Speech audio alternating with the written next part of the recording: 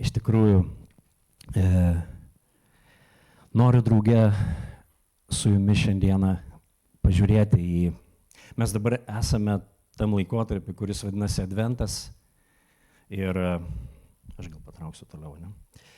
Ir turbūt esam visi girdėję tą žodį Adventas, tai lotyniškas žodis iš lotynų kalbos Adventus, tai yra atėjimas.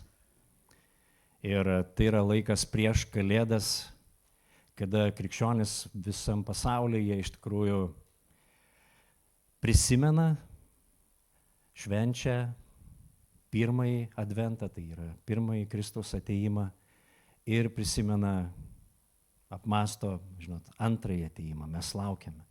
Pirmasis jau įvyko.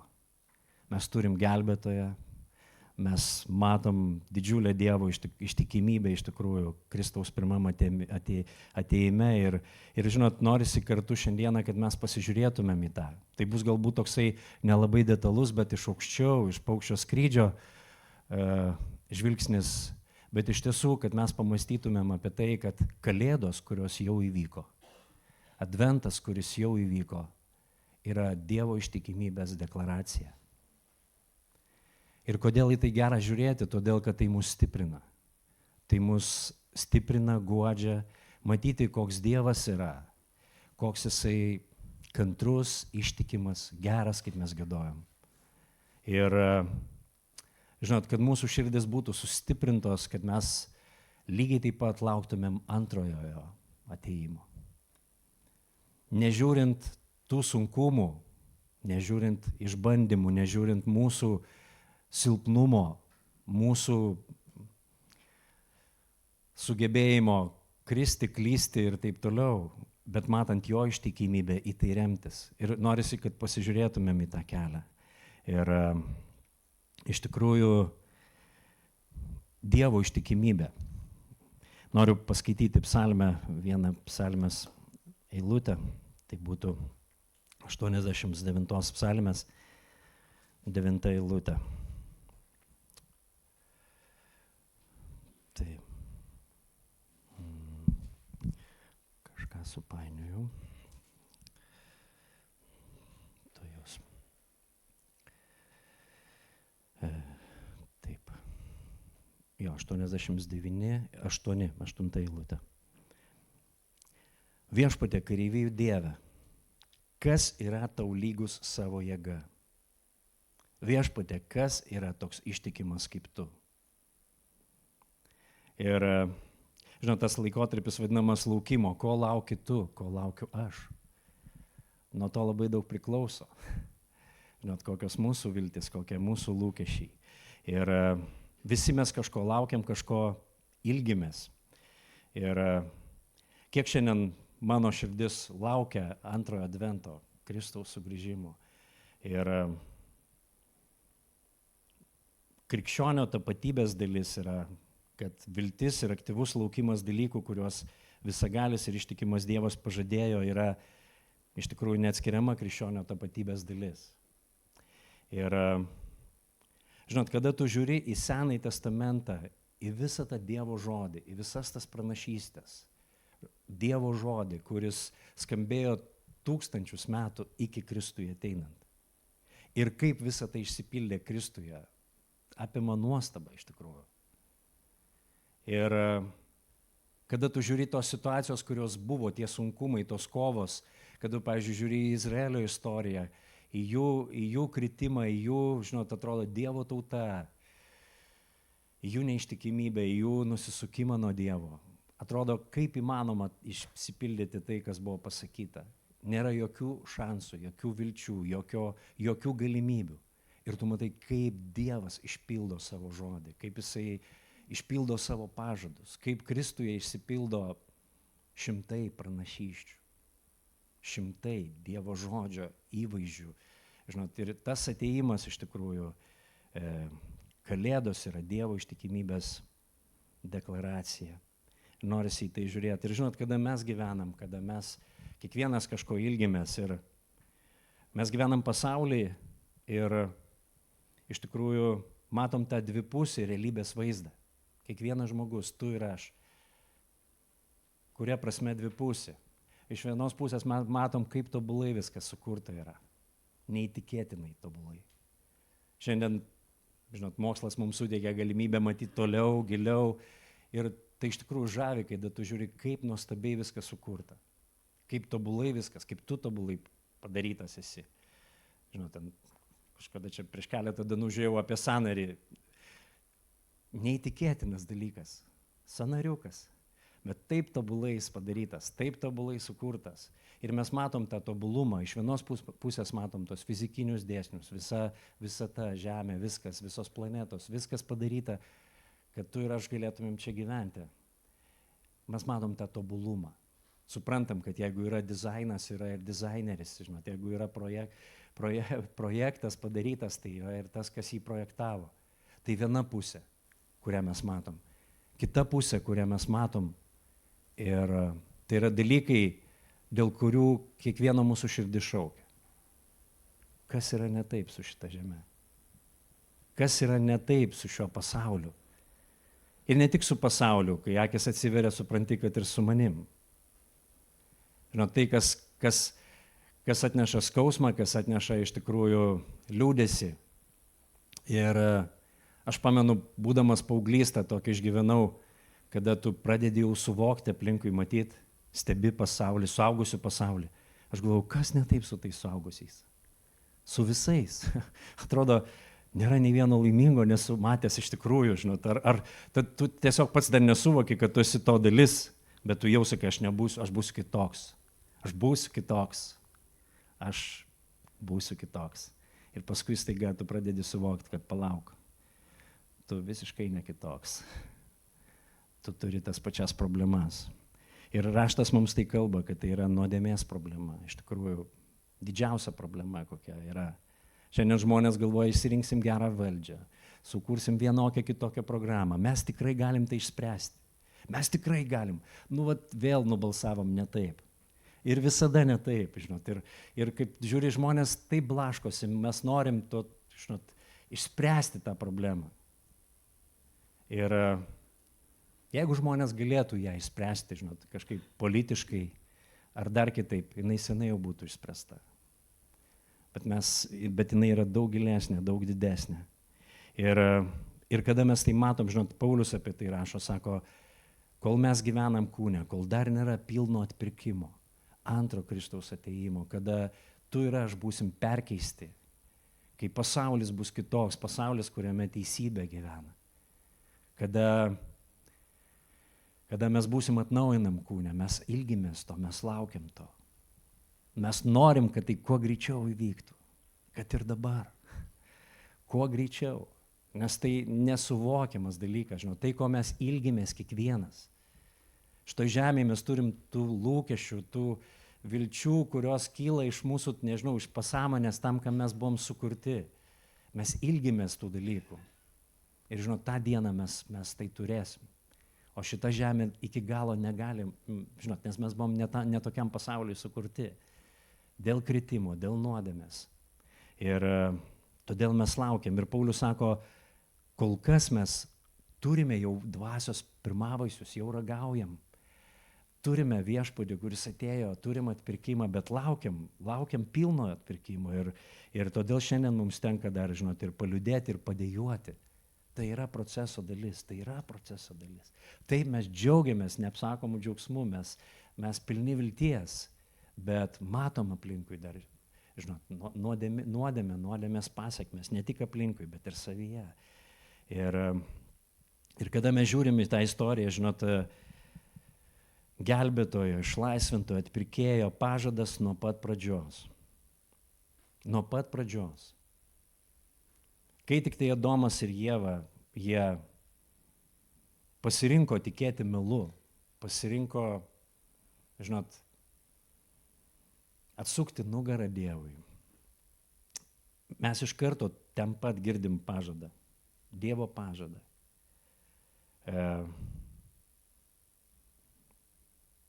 Kada, žinot, žiūrim į visą tą istoriją, kada žiūrim į Dievo tautą, į tas situacijas, kurios buvom, kurios vyko istorijoje. Labai retai mes matom tų gražių periodų, lengvų periodų. Labai nedaug, labai nedaug. Tačiau Dievas savo ištikimybę ateina ir kalba. Ateina ir kalba. Jis visada pirmas, jo iniciatyva visada pirma. Jis geras, kaip giedojom, jis ištikimas. Tai, ką jis pradėjo, jis ir pabaigs. Mes galim būti tuo visiškai tikri. Žinot, ta žinia iš tikrųjų mus turėtų stiprinti, kada mes žiūrim, kaip viskas įvyko. Ir jis nuolatos savo ištikimybę ateina ir atnaujina pažadą. Kiekvienoj kartoj. Gal ne kiekvienoj, bet vis ateina ir atnaujina. Ateina ir atnaujina. Ir žinot, mes dažnai žavimės tai žmonėm, Dievo žmonėm, kurie atsiliepė, kurie patikėjo. Bet žinot, Dievas yra daugiau už juos visus. Jis yra tas, kuris kalba, jis yra tas, kuris yra pirmas, jo yra iniciatyva. Ir mes kada žiūrim, žinot, į Izraelį, kiek ilgai žmonės laukia gelbėtojo atėjimo. 1000 metų. Sunku suprasti, žinot, mes taip trumpai gyvenam. Kiek metų, kiek kartų praėjo iki Kristaus atėjimo. Kokia tai buvo paslaptis, žinot, kada tu žiūri tas pranašystės. Žinot, kaip jos turėjo skambėti Senajam testamente. Įsivaizduok tokį dalyką apie Jėzų pasakytą, ar ne, kad jisai bus vadinamas Nazariečiu. O, jau žinau, bus iš Nazareto. Bet gims Betlėjuje. Labai įdomu. Iš Egipto pašauksiu savo sūnų. Kaip? Kaip? Žinot, ir kada mes, kai dabar jau tai įvykę yra, žiūrim, ne, ir nuostaba apima iš tikrųjų, wow. Bet Senajam testamente jie skaitė kažkokius va tokius, žinot, kruopelytės rinko ir nematė to paveikslo. Viskas gana atrodė miglotai ir ne painiai, bet atsiskleidė vieną dieną. Šiandien mes skaitom, žinot, apie antrą Kristaus atėjimą. O tu ir kiek stovyklų, čia grįžta dar, prieš suspaudimą, po suspaudimo, ar per suspaudimą, ar taip, ar kitaip, ar dar. Ir visi mes čia ir pasiginčinam, ir pasipjaunam dėl tų pozicijų įvairiausių. Bet žinot, raštas visas, kiekviena raidelė, kiekviena jota bus išsipildęs. Mes galim to būti visiškai tikri. Žinot, Jėzus sako, dangus ir žemė praeis, mano žodis nepraeis. Ir atrodytų, kai žiūrim į tą istoriją, Kalėdų istoriją, Jėzaus gimimas įvyko taip, atrodo, netikėtai. Izraelis tiesiog net nelaukė. Kaip laukė, teoriškai, teologiškai, ar ne, jie išrinktoji tauta, bet realiai viskas įvyko taip netikėtai, atrodo, nelauktai. Tačiau tai įvyko Dievo nustatytų laikų, tiksliai. Senajam testamente Dievas kalbėjo, kur Jėzus gims, žinot, kur gyvens, ką jis ateis padaryti. Jis kalbėjo apie jo mirtį, prisikėlimą. Visa tai buvo parašyta. Ir tai įvyko, tiksliai, laikui atėjus. Dievo pažadas daugelį kartų įvairiais būdais ištartas įvairiausiam žmonėm išsipildė Jėzui Kristui gimus. Ir tai, žinot, tai stiprina, tai įkvepia. Galatams 4:5 sako, bet atėjus laiko pilnatvei, Dievas atsiuntė savo sūnų gimusį iš moters pavaldų įstatymui, kad atpirktų esančius įstatymo valdžioje ir kad mes įgytume įsūnystę. Viskas įvyko laiko pilnatvėje atėjus. Mes jau turim gelbėtoją. Ir žinot, vienas iš tų įstabiausių dalykų Senajam testamente, kad jisai nuolatos vėl ir vėl rodo į Kristų, kalba apie Kristų. Jėzus pats, kai kalbėjo fariziejams, sako, jūs studijuojate raštus, galvojate, jūs turintis gyvenimą, bet nenorite ateiti pas mane, o visas raštas kalba apie mane. Ir mes matom iš tikrųjų, kiek daug šitų dalykų yra, kiek daug tų pranašysčių ir kaip tiksliai jos įsipildė. Tiesiog, tas 3 keletą paminėjau, jau atrodo, kaip gali būti kalba apie skirtingus kažkokius įvykius ar dar kažkas. O čia tik 3.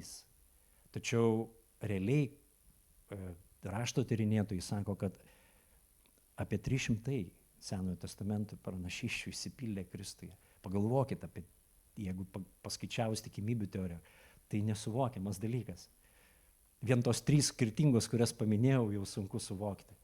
Ir iš tikrųjų Bartonas Peinas, enciklopedija, Biblijos pranašysčių enciklopedijai autorius ir Biblijos tyrinėtojas nurodo, kad yra 574 vietos, kurios vienaip ar kitaip nurodo į Mesiją.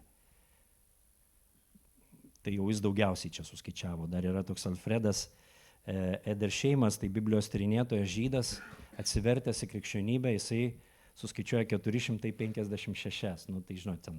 Nes iš tikrųjų ne tik tai tiesioginės pranašystės, bet ir įvaizdžiai kalbėjo. Labai daug įvaizdžių, istorijų. Jos kalbėjo kaip įvaizdis, kaip provaizdis, kaip būsimų dalykų šešėlis. Ir Kristaus gimimas primena mums, kad Dievas lieka ištikimas savo pažadams. Netgi jeigu mes pasirodom neištikimi. Ir kada mes žiūrim į Senąjį testamentą, žiūrim į Šventą raštą, mes matom vieną tokį dalyką. Ne vieną, bet keletą dalykų, į kuriuos norisi drauge tai pažiūrėti. Tai yra žmonių neištikimybę arba nesugebėjimą, žinot, ir netinkamumą. Mes matom žmogiškas pastangas padėti Dievui nuolatos, per visą Šventąjį raštą. Ir ką mes matom? Mes matom Dievo ištikimybę ir jo iniciatyvą. Ir Dievo troškimą būti su savo tauta. Mes esam sukurti santykiui su Dievu. Ir žinot, kada mes į tai žiūrim, mes matom, kokia panaši mūsų dvasinė kelionė. Ir žinot, aš kažkaip, kai įtikėjau, galbūt pačioj pradžioj, ir jūs turbūt taip pat, kai girdėdavau tas Senojo testamento istorijas, galvodavau, kaip taip gali būti. Tiesiog negalėdavau atsistebėti, kaip galėjo žydų tauta patyrė tokius nuostabus dalykus, fantastinius dalykus. Žinot, Dievas išvedė juos iš Egipto, jis pravėrė jiems Raudonąją jūrą, jie matė tokį Dievo rūpestį, tokius stebuklus. Ir tu žiūri, jie tokie užsikėtinę, tokie negabūs girdėti, žinot, toks netikėjimas. Ir tu stebiesi, žinai, galvoji, kaip taip gali būti. Jeigu aš patirčiau nors kažką, nors panašaus, tai jau su manim taip nebūtų. Šiandien aš taip negalvoju. Galvoju, kad ir jūs taip pat. Tu žiūri, kokie mes panašus esam, kaip viskas panašiai. Ir žinot, kada mes kalbam apie pažadą, apie pažadus, kuriuos Dievas davė. Aš dar prisimenu tokią mes būdavo, atsimenat dėl pažadų, tu turi surasti Biblijoje pažadą ir tikėti. Nes, žinai, jeigu tu tikėsi, tai įvyks. Ir toks vaizdas, kad, žinai, tu esi čia tas tikėtojas ir tavo tas tikėjimas, reiškia, pažadą išpildo. Bet tai yra visiškai ne taip. Esmė yra net ne pažadas, o kas yra pažado davėjas. Kas duoda pažadą. Ką reiškia pažadas žmogaus, pavyzdžiui, kuris nieko negali to padaryti? Kaip politikai, pažada kažką ir nieko, ir ką. Pažado davėjas. Arba jeigu tai yra nepatikimas, žiūrėk, įsivaizduok, jeigu tu išvažiuoji kažkur atostogauti ir tau reikia palikti ūkį, ar ne, ten kokį ilgesnį laiką, ir tu sakai, ir kaimynas tau sako, klausyk, tu važiuok ramiai, aš prižiūrėsiu, palik man raktus, mašinos gali raktus palikti, aš čia dar užkursiu, pašildysiu, jeigu reikia, žodžiu, pasaugosiu. Ir jeigu tas kaimynas kokius 3 kartus teistas už įvairias aferas arba vagystės, turbūt sunku būtų pasitikėti, ar ne? Todėl iš tikrųjų ne pažadas, o kas yra kalbantysis, kas yra tas, kuris duoda pažadą. Ir iš tikrųjų tada, kada mes matom, koks Dievas yra, mūsų širdis pilna pasitikėjimo, pilna tikėjimo. Mes pereinam tos sunkumus, mes pereinam išbandymus, mes esam gabus stovėti tose kovose ir kovoti. Esam gabus laukti. Ir žinot, ir vis tiek jo meilė yra didesnė. Ir jo ištikimybė. Nei vienas turbūt negalim pasigirti savimi ir, žinot, savo ištikimybę ar savo nuolankumu. Ne, jo malonė mus išlaiko. Jo ištikimybė yra mūsų pasitikėjimo pamatas. Aš prisimenu tokį atvejį prieš kokius 25 metus, baigiau važinėti į kalėjimus, dabar vėl pradėjau po 25 metų pertraukos. Ir tiesiog mes lankydavom brolius Pravieniškėse, skeldavom ten Evangeliją, liudydavom, melsdavomės už juos, būdavom su jais. Ir buvo vienas brolis tenais, kuriam pasibaigė įkalinimo laikas ir jį išleido į laisvę. Ir kažkaip matytas ryšys tarp mūsų buvo toks pakankamai artimas ir jisai išėjo į laisvę ir skambina man. Sako, va, Dainiau, išėjau, žinok, neturiu kur gyventi, štai ir aš. Ir žinot, dabar aš taip nedaryčiau iš tikrųjų. Bet tuo metu mes buvom labai jauni, labai idėjiniai. Ir aš sakau, gerai, ateiktų pas mus pagyventi. O aš buvau ką tik vedęs savo nuostabę žmoną. Mes turėjom jau dvynukus, jo ir Dainius jau buvo, dvynukai kokių 2 metų, Dainius kokių 2 mėnesių. Mes gyvenom tokiam pusantriniam butelėje, bendro ploto 3,6, gyvenamo 20 kvadratų. Ja, ir aš jį parsivedžiau namo. Žinot, aš jo nepažįstu visai. Jis buvo fainas brolis, bet žinot, ten jie visi labai faini. Ten ateina, žinai, garbė Jėzui Kristui. Žinai, tokie visi, bet aš jo nepažįstu. Ir aš parsivedžiau jį namo, aš nežinau, kaip žmona sutiko, mane turėjo kartu su juo išvaryti iš tikrųjų į gatvę. Ir aš išeinu į darbą, man reikia į darbą. Aš išeinu į darbą ir man taip negerai. Palieku savo jauną žmoną, kuri, vaikai, mažiukai, dar maitina krūtimi. Ir einu ir meldžiuosi ir man taip neramu. Baisu iš tikrųjų, ne tai, kad neramu. Bet ačiū Dievui, kad tas brolis buvo tikras, brolis, jo atsivertimas buvo tikras. Po mėnesio maždaug ten atsirado jam kitų galimybių ir jisai išsikraustė ir po šiai dienai yra su viešpačiu tarnauja. Tai ačiū Dievui, bet žinot, tai čia nėra toks pasitikėjimas, apie kurį čia netoks.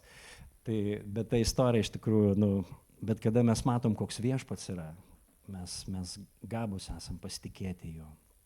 Ir kada mes žiūrim, žinot, į Adomą ir Ievą,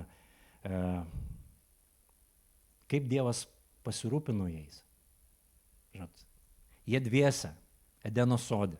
Sako, Edeno sodas buvo tokių 2 Lietuvos, ar Lietuvos dydžio, žodžiu, nesvarbu, bet ne 20 kvadratų gyvenamo ploto. Viskuo viešpats pasirūpino, jo meilė, jo rūpestis. Tačiau jie, ir artumas, bendrystė, žinot, raštas sako, kad Dievas ateidavo ir bendraudavo su jais. Tačiau jie, nežiūrint aplinkybių, nežiūrint to, kad turėjo tobulą pasaulį, patiki, pasirenka melą, peržengia Dievo įsakymą. Ir ateina pasiekmes, baisios pasiekmes. Iš tikrųjų, dėl pasiekmių kaltina vienas kitą, kaltina Dievą. Realiai jie sugriovė Dievo duotą jiems pasaulį, žinot. Ateina nuodėmė, prakeikimas, vargas, skausmas, mirtis. Ir kada mes žiūrim, žinot, mes kartais norėtumėm tiesiog to Edeno sodo atgal.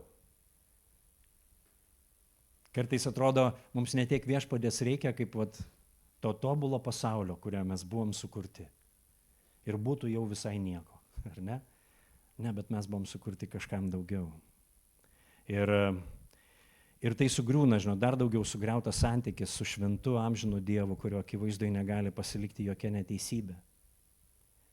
Tačiau čia pat, kai nuskamba prakeikimas, čia pat ir nuskamba pažadas, Dievo pažadas. Kad būtent iš moters, kurią gyvatė apgavo ir sugundė gims tas, kuris sutraiškęs gyvatę į galvą. Mes skaitom pradžios knygoje 3:15, aš sukelsiu priešiškumą tarp tavęs ir moters, tarp tavo sėklos ir moters sėklos. Jis sutrins tau galvą, o tu gelsi jam į kulnį. Jau Edeno sode skamba pažadas, kad gyvatės įtaka ir valdžia žmonijai nebus amžina. Ir moters sėkla, tai yra tas, kuris gims iš moters, sutrins tau galvą.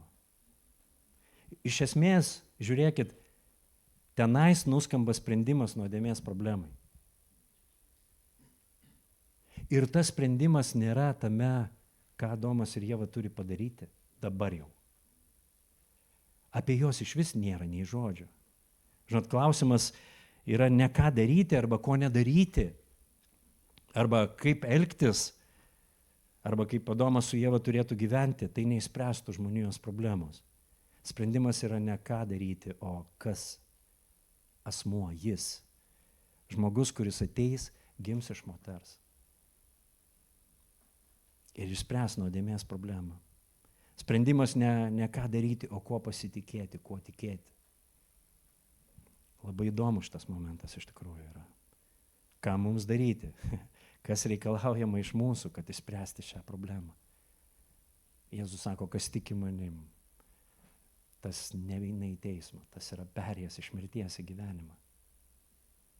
Ir žmogiškom pastangom nėra jokių galimybių išspręsti šią problemą. Ir žinot, mes matom iš karto tą patį, Adomas su Ieva patiria gėdą, jie pasidaro, žinot, tos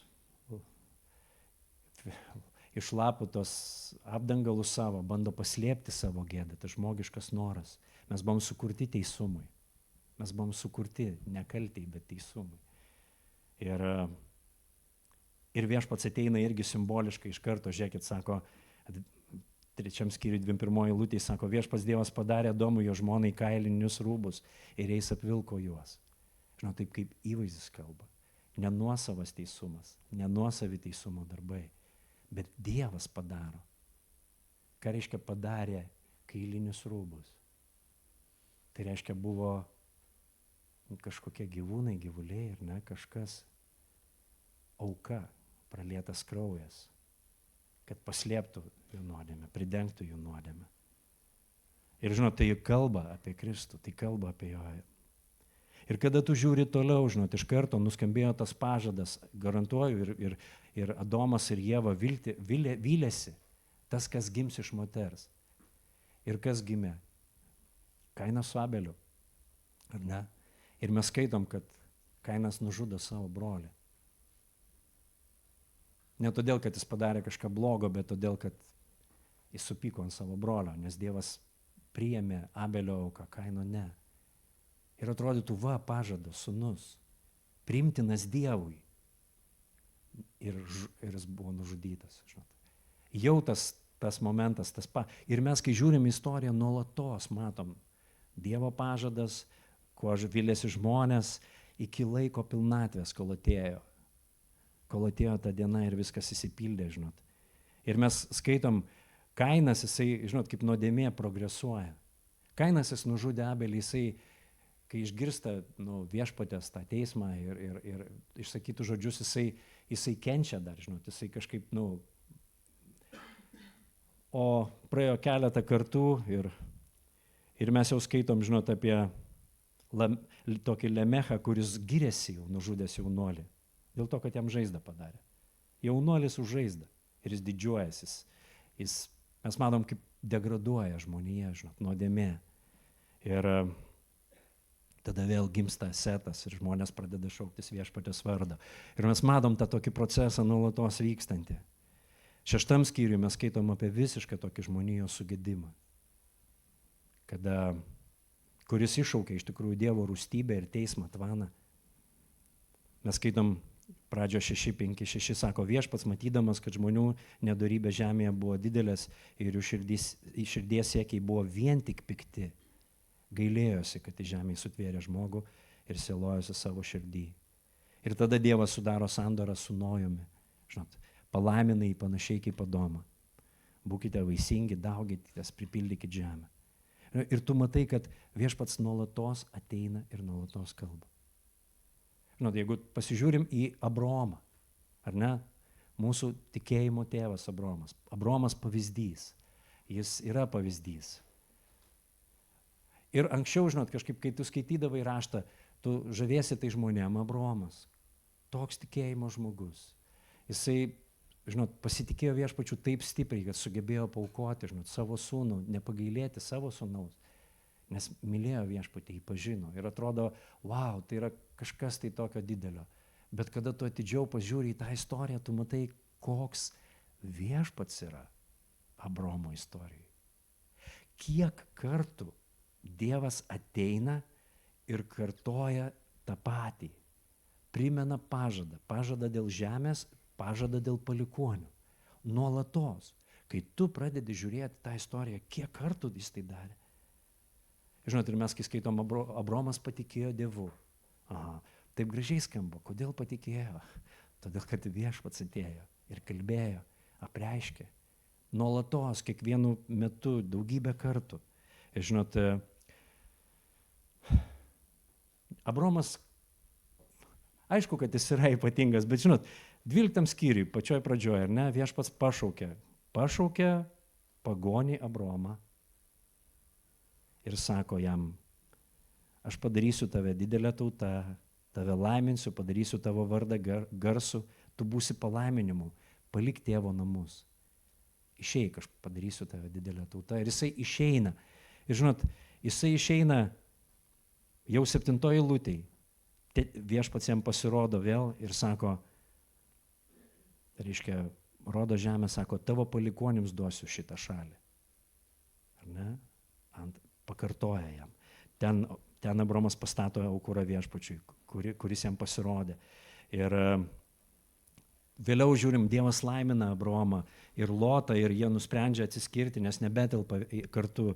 Žinot, ir Dievas buvo kalbėjęs apie tą žemės ar ne, bet Abraomas sako Lotui, jeigu tu eisi į kairę, aš eisiu į dešinę, ar ne, jisai tiesiog padaro tą sprendimą ir žinot, ir po tų įvykių, žinot, viešpats vėl jam pasirodo ir kalba. Mes matom, kaip Dievas dovanoja didelę pergalę Abraomui, kaip Sodomos ir Gomoros, ar ne, karaliai. Ir Abraomas iš tikrųjų nugali ten tos karalius, neįtikėtina pergalė, tai realiai Dievo stebuklas, Dievo pergalė. Ir Sodomos karalius sako, pasilaikyk, reiškia tą jau lobį, tik žmonės atiduok. Ir Abraomas sako, ne, aš neimsiu nei kurpio dirželio iš tikrųjų, kad nepasakytum, kad tu mane padarei. Ir mes matom, viešpats po to jam vėl pasirodo iš karto ir sako, po šių įvykių viešpats prabilo į Abraomą regėjime, nebijok, Abraomai, aš esu tavo skydas ir tavo didelis atlygis. Ir va tada Abraomas išlieja Dievui savo skausmą, sako, tu nedavei man vaikų, nėra paveldėjimo. Ir tada Dievas duoda pažadą, kad tas, kas gims iš Abraomo, bus paveldėtojas. Dievas išveda į lauką, parodo žvaigždėtą dangų, žinot, kad jis galėtų pamatyti. Ir mes skaitom tada, kad Abraomas patikėjo Dievu. Tai čia jau suskaičiavot? Suskaičiavot, kiek buvo kartų? Žinot, mes dažnai to nematom. Mes kai skaitom šventą raštą, tai, ką kalba Dievas, tai, ką daro Dievas, kažkaip, tai jis Dievas. Ir mes kažkaip praleidžiam, o ten, pavyzdžiui, ką žmogus, tai taip atrodo, arba jau didžiuojasi, tada to žmogumi žaviesi, bet mums taip reikia, iš tikrųjų skaitant stebėti, ką viešpats kalba, ką viešpats daro. Nes iš tikrųjų tame atsiveria jo ištikimybė, tokia didžiulė jo ištikimybė. Ir įdomu tai, kad jis patikėjo to pažadu, o Jėzus, žinot, po 2000 metų, stovėdamas ir kalbėdamas, jisai pasako tokius žodžius. Sako, žydams kalba, jisai sako, jūsų tėvas Abraomas džiūgavo, kad matysės manąją dieną. Jis ją išvydo ir džiaugiasi. Ir toliau Jėzus sako, iš tiesų sakau jums, pirmiau negu buvo Abraomas, aš esu. Wow. Jėzus teigia, kad Abraomas išvydo jo dieną. Ir kalbėdamas, kad jis buvo pirmiau negu Abraomas, pasako, aš esu Dievo vardas iš tikrųjų. Ir žydai griebėsi akmenų supykę, bet Jėzus pasišalina. Žinot, ir mes matom toliau, tas darbas su Abraomu vyko. Žinot, Abraomas klausė, kaip jis gali būti tikras, kad žemė, kurią Dievas pažadėjo, jis tikrai paveldės. Ir tada Dievas sudaro sandorą. Pagalvokit, kokia Dievo ištikimybė, kantrybė. Žinot, tai mums turėtų kalbėti. Mes labiau jo pasitikėtumėm, ne savimi, bet juo. jo darbu mumise. Žinot, ir jis ateina ir sudaro sandorą su Abraomu. Ir kai tu skaitai apie tą sandorą, žinot, tai buvo įprastas toks susitarimas tuo metu. Ta prasme, jie kaip kraujo sandora, ar ne, ten perkirsti tie gyvuliai ir abi dvi pusės turi pereiti. Ir tu žiūri tą sandorą, Abraomas užmygo. Į vienus vartus viešpats pasižadėjo.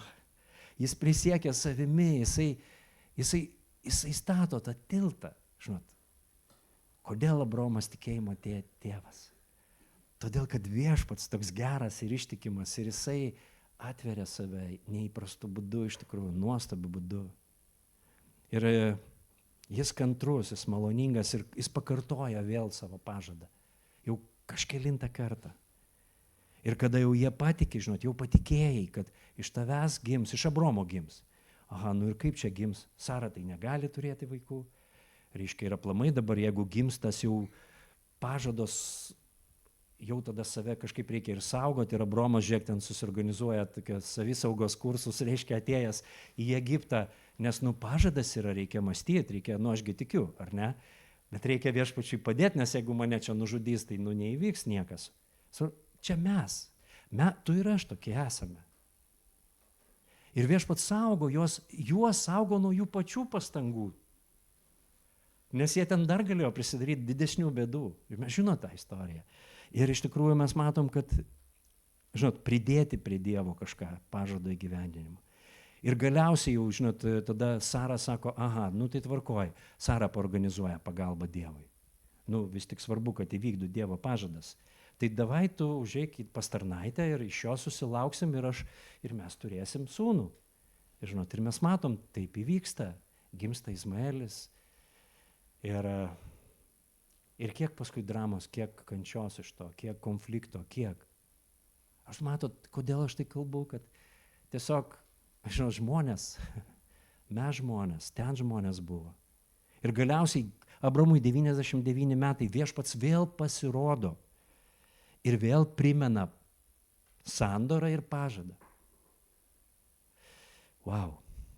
Ir šį kartą Abraomas puola kniūpšęs ant žemės. Ir tada Dievas duoda Abraomui, Sarai naujus vardus, keičia jų tapatybę. Ir užsimena apie sūnų, kuris gims reiškia, ir Abraomas sako, kad bent Izmaelis gyventų. Pasižiūrėkit, kiek žmogiško silpnumo. Kiek žmogiško silpnumo, kaip tu ir aš. Ir Dievas atsako, pradžios 17-19, bet Dievas atsakė, tikrai tavo žmona Sara pagimdys tau sūnų ir tu jį pavadinsi Izaoku. Aš sudarysiu su juo amžiną sandorą ir su jo palikuonėmis. Ir jau dar vėliau viešpats ateina, žinot, ir pasako, kad kitais metais Sara pagimdys. Ar ne? Ir mes matom, Sara išgirsta, jinai juokiasi. Čia apie tikėjimo pavyzdžius, apie tikėjimo žmonės. Iš tikrųjų. Matom tą draugystės, Dievo draugystę su Abraomu, sako, aš negaliu nieko daryti nepasitaręs, žinot, ne su Abraomu. Ir kalbasi apie Sodomą ir Gomorą. Mes matom, kaip Abraomas užtarė Sodomą ir Gomorą. Žinot, Dievo ištikimybė. Tai, ką jisai pradėjo, jisai padarys. Kiekvienas žodis, kurį Dievas ištarė, išsipildys. Mes galim semtis iš tos stiprybės, žiūrėdami į ateitį, žiūrėdami, laukdami jo antro atėjimo. Ir mes toliau skaitom, žinot, Izaokas. Vėl viešpats atnaujina, pasirodo jam, primena jo sandorą su Abraomu. Skaitom apie Jokūbą su Ezavu. Wow! Skaitai tas istorijas, galvoji, čia tie išrinkti Dievo žmonės, čia ta prasme, čia Dievo tauta, čia taip gali būti. Žinot, Jokūbo 12 vaikų. Kas ten vyksta? Bet viešpats ištikimas. Nežiūrint tų dalykų, viešpats lieka ištikimas savo pažadui, savo žodžiam, savo žodžiam. Ir kada mes žiūrim, žinot, į tos, irgi, mes žinom, kad Jėzus yra vadinamas Judo liūtu, ar Judo liūtu, iš Judo giminės, nes tai buvo Dievo numatyta. Ir be abejo, yra labai labai gražių dalykų, kuriuos Judas atveria, bet, žinot, bet žmogiškai, jeigu tu ir aš rinktumėm, iš kokios giminės turėtų Jėzus kilti. Pagalvojat, kad nors. Mes turim net vaikų stovyklą, ar ne, kur iš Juozapo istorija. Nu tai tu žiūri Juozapą, tai aišku, kad Juozapas. Tai aišku, kad Juozapas. Žiūrėk, taigi Juozapas grynas Jėzaus įvaizdis. Broliai jį išduoda, jis papuola į vergystę, mes matom, koks jis ištikimas Dievui, koks jis pilnas Dievo išminties. Moraliai, žinot, moraliniai standartai, tu žiūri, sakai, wow, tai Dievo žmogus, tai Dievo žmogus. Ir Dievas jį apdovanoja, žinot, tam sapnai, įžvalgos, visi tie dalykai, jis tampa visos imperijos, žinot, viso Egipto dešiniaja ranka faraono, valdininku. Dievas taip jį išaukština, tai grinai Kristaus įvaizdis. Bet Viešpats numatė kitaip. Ir tu žiūri į Judą ir galvoji kai kuriais atvejais, kaip suprast. Kaip suprast. Žinot, kada broliai išduoda Juozapą, Judas bandė jį ginti, jis atsitraukė nuo šeimos. Judas nueina į kitą šalį, veda svetim šalę. Tuo metu įstatymas draudė, tai Dievo žodis draudė, Dievas buvo perspėjęs to nedaryti. Jis sulaužo Dievo įsakymą iš tikrųjų.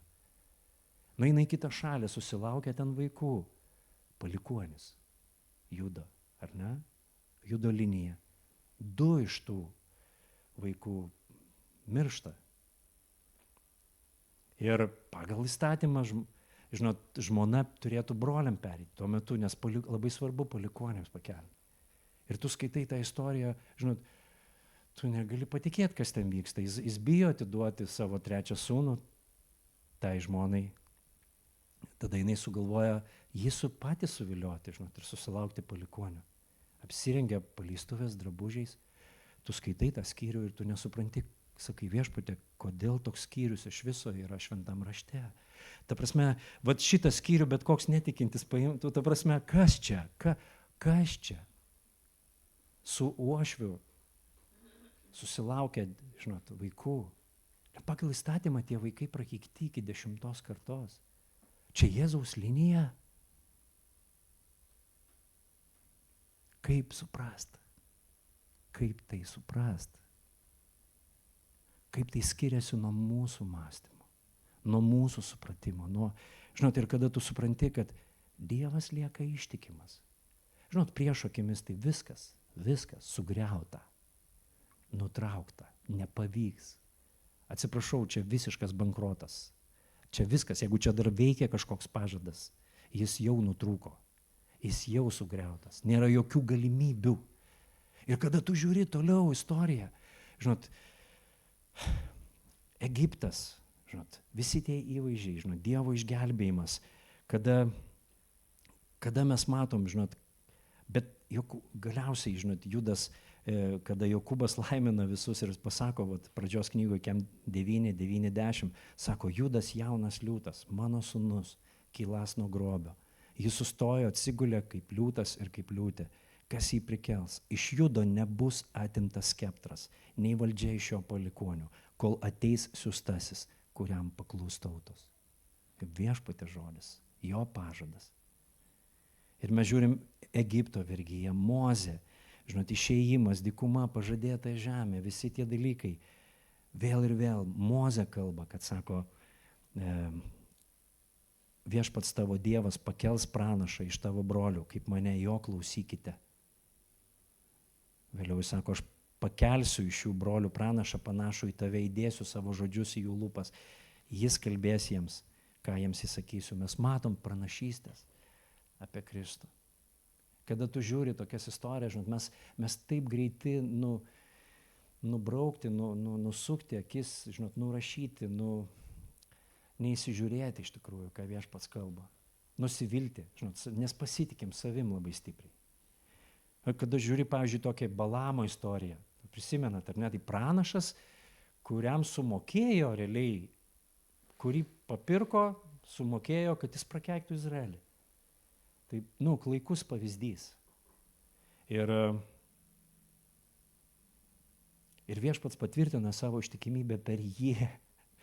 Jis susigunda tais pinigais ir sako, bet aš eisiu kalbėsiu, ką Viešpats kalbės.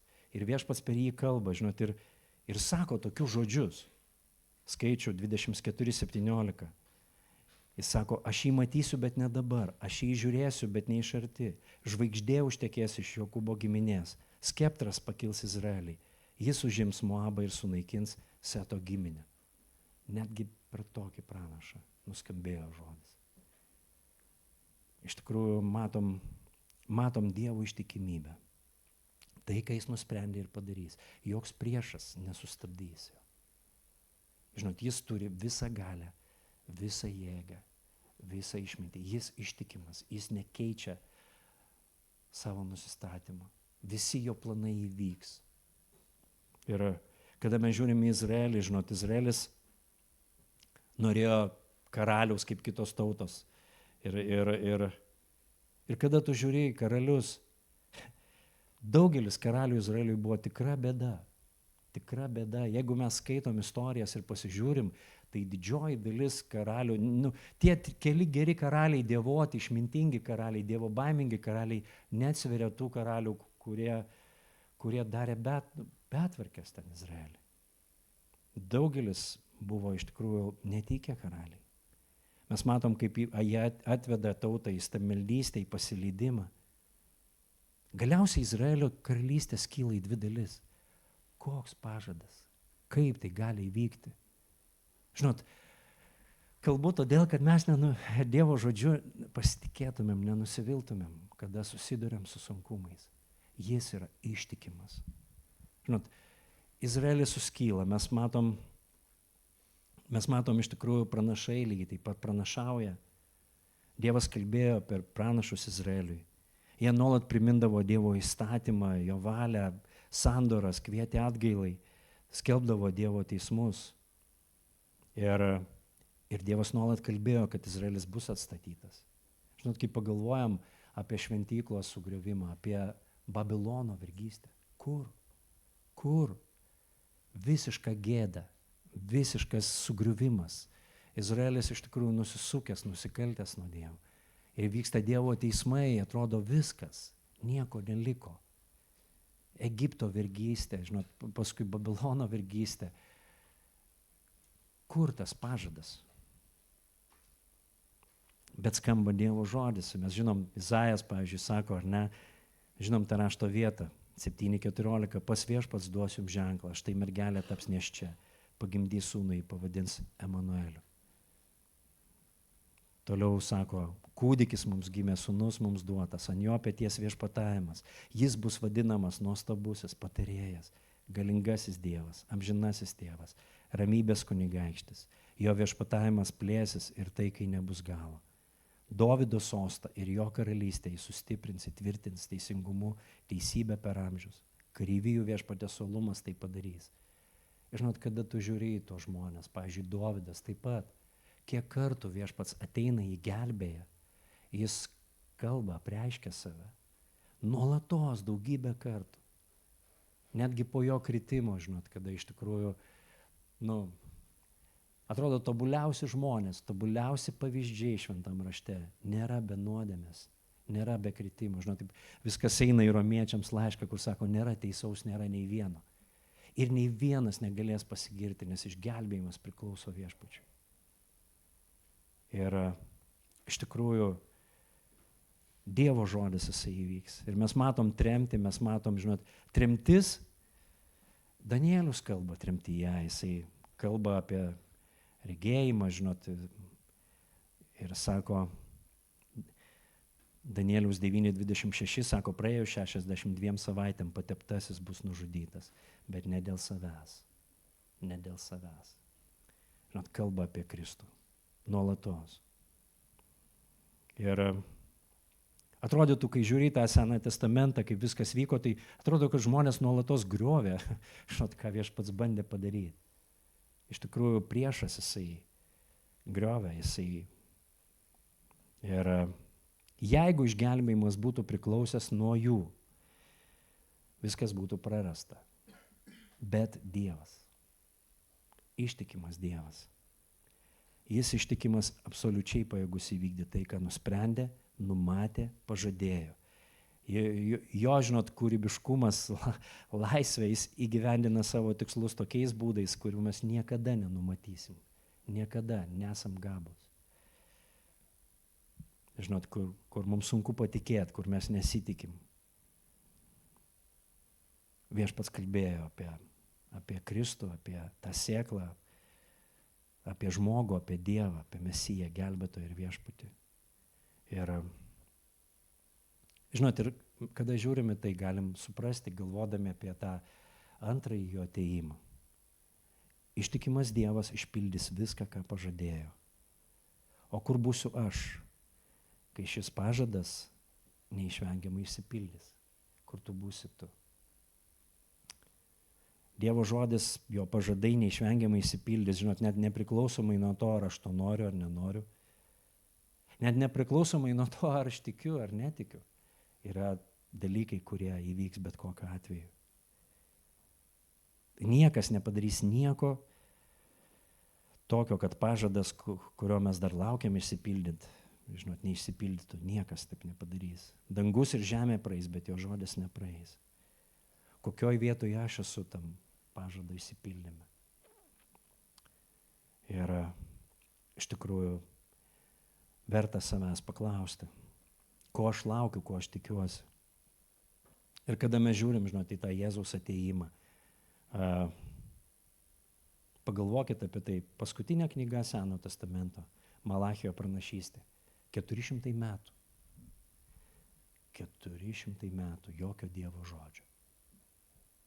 400 metų tylos neturim, ar ne, jokios kitos knygos, jokios kitos pranašystės. Tai ne 2 metai. Žinot, bet viešpats ištikimas. Tad atrodo, kad nieko nevyksta, bet jisai daro savo darbą, žinot. Jis lieka ištikimas. Bet mes matom, kad buvo žmonės, kurie asmeniškai laukė, ar ne? Mes matom, kai atnešė Jėzų į šventyklą, mes matom Oną, ar ne? Mes matom Simeoną. Žinot, kalba apie asmeninį santykį, tavo santykį. Tavo asmeninį santykį su viešpačiu. Žinot, mes kartais žavimės tais tokiais masiniais dalykais. 10 000. Wow! Mums smagu tiesiog, ar ne? Toks atrodytų labai fainiai. Bet čia mes matom visišką tylą, tauta nepasiruošusi, bet yra tų, kurie budi, kurie laukia. Būkim tie, kurie laukia, būkim tie, kurie mastom, žinot, kurie galvojam apie tai, kurie ilgimės to. Mano ir tavo asmeninis santykis labai labai svarbus. Žinot, Jėzus sako, vienas bus paimtas, kitas paliktas. Toks kažkaip nelabai masinis reikalas, ar ne, kaip apie 2 kalba. Ir įstabu yra iš tikrųjų, kaip skirtingos tos, atrodytų visiškai skirtingos pranašystės išsipildė Kristuje. Ir yra skirtumas, žinot, tas kontrastas tarp pirmojo ir antrojo atėjimo. Ir kada mes skaitom Senojo testamento pranašystės, labai dažnai tose pranašystė tai nėra atskirti dalykai. Ta prasme, tai yra kaip vienas. Nėra atskirtas, žinot, ne taip lengva tai pamatyti. Pirmą kartą jis atėjo kaip Dievo avinėlis. Antrą kartą jis ateis kaip Judo liūtas. Pirmą kartą jis atėjo kaip kenčiantis tarnas. Antrą kartą jis ateis kaip tautų teisėjas, amžinasis karalius. Žinot, jo pirmasis adventas buvo kaip kenčiančio tarno, atiduodančio save už beviltiškai pražuvusius, už tave, už mane. Antrasgi bus jo kaip suverenaus valdovo ir karaliaus sugrįžimas. Ir, žinot, žvelgdami į tą pirmąjį adventą ir matydami Dievo ištikimybę, mes galim su visišku pasitikėjimu žvelgti ir laukti antrojo. Todėl iš tikrųjų laukdami tų švenčių, mąstykim apie Dievo ištikimybę. Matykim jo ištikimybę. Nes išgelbėjimas yra viešpatės. Nežiūrint kažkokių tai sunkumų, kas bevyktų, mes visada galim ateiti pas jį. Mes galim bėgti jo glėbį. Žinot, kada tu pamini tas istorijas, tikrai, tiesiog viskas, jau viskas. Tiesiog finito, viskas baigta. Ne. Nėra tokios situacijos. Nėra tokios tamsos, nėra tokios nuodėmės, kuri negali būti apvalyta. Jeigu yra atgaila, žinot, jis yra ištikimas, sako. Jeigu mes išpažįstam, jis yra ištikimas, todėl kad jis tai išsprendė. Žinot, jis kuria tą santykį, mes buvom sukurti tam santykiui. Man atrodo, dažniausiai mes ko nesuprantam, tai to Dievo troškimo santykio su mumis. Žinot, jeigu Dievas tik tai draugas, tik draugas, tai tada, labai daug ko nesupranti rašte. Toks, bet kada jis kalba, pavyzdžiui, apie tą ištikimybę, ar ne, kaip, pavyzdžiui, Abromui sako, palik tėvą ir motiną, ar ne? Adomui, kaip sako, ir paliks tėvą ir motiną, glausis prie žmonos. Paulius sako, aš žiūriu į Kristų ir bažnyčią, kaip į vyrą ir žmoną, ar ne, ta prasme, tas santykis tada tu pradedi suprasti. Žinot, kada, reiškia, santuokinis tas santykis, daug gilesniam, negu mes suvokiam. Štai kodėl Viešpats sako, aš pavydus Dievas. Nes kitam santykiai, žinot, ką reiškia pavydus, aš neturiu laiko, žinai, kažkada pasimatysim, žinai. Bet čia ne, Viešpats kalba, jis sukūrė mus kažkam nuostabiam. Tu esi sukurtas tam santykiui. Ir kada pradedi per tą prizmę žiūrėti, tu pradedi suprasti, kaip Viešpats iš tikrųjų, kam jis mus sukūrė. Ir noriu pabaigti tokią rašto vietą, kuri tai būtų Tesalonikiečiams 5, 23, 25. Pats ramybės Dievas iki galo jūs te pašventina ir tai išlaiko jūsų dvasią, sielą ir kūną nepeiktina mūsų Viešpaties Jėzaus atėjimui. Ištikimas yra tas, kuris jūs šaukia, jis ir įvykdys. Broliai, melskitės už mus. Iš tikrųjų, jis yra ištikimas. Jis tai, ką pradėjo, tai ir įvykdys. Toks pasitikėjimas pas Paulių, ar ne? Bet labai gražiai jis sako, broliai, ir už mus melskitės. Nėra taip, kad Viešpats jūs tegute pašventina ten visą kitą, žinai, o mes jau čia labai. Ne, melskimės ir už mus, mums visiems reikalinga iš tikrųjų jo malonė. Tai, ką Dievas pradėjo, jis ir pabaigs. Mūsų dalis yra matyti tai, pasitikėti juo. Tai toks paraginimo žodis šiandieną.